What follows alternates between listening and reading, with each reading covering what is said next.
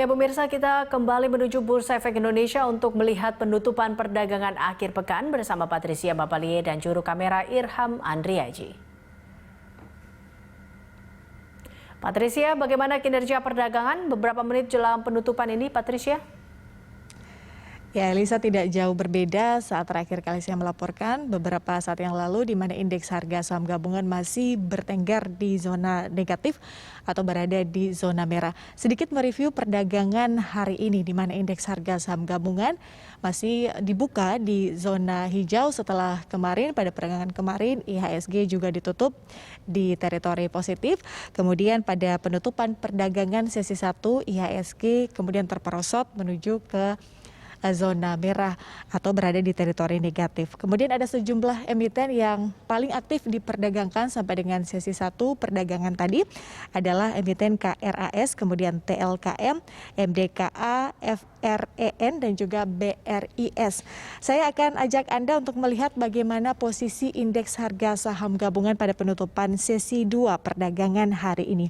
Di mana indeks harga saham gabungan berada di level 5.346,66, terperosok 0,46% atau mengalami pelemahan 24,81 basis poin.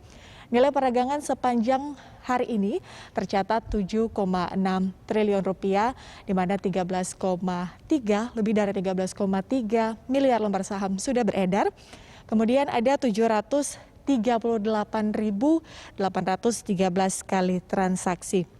Sepanjang perdagangan hari ini tercatat ada emiten KRAS, TLKM, kemudian MDKA yang paling aktif diperdagangkan atau masuk dalam jajaran top 5 frekuensi.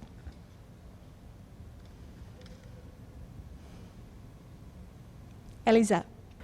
Ya Patricia, lalu bagaimana dengan perkembangan jual asing? Saham terbanyak apa yang dijual hari ini, Patricia?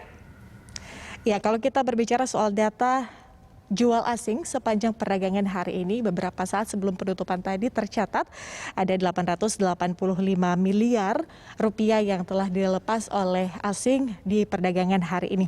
Ada sejumlah emiten yang kemudian paling banyak dilepas oleh asing sepanjang perdagangan, ada emiten TLKM, kemudian MDKA dan juga tiga emiten yang masuk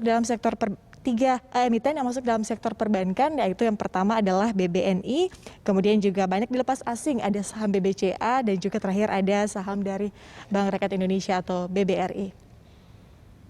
Demikian. Baik, terima kasih Patricia atas laporan Anda. Pemirsa, Patricia Bapalie melaporkan langsung dari Bursa Efek Indonesia.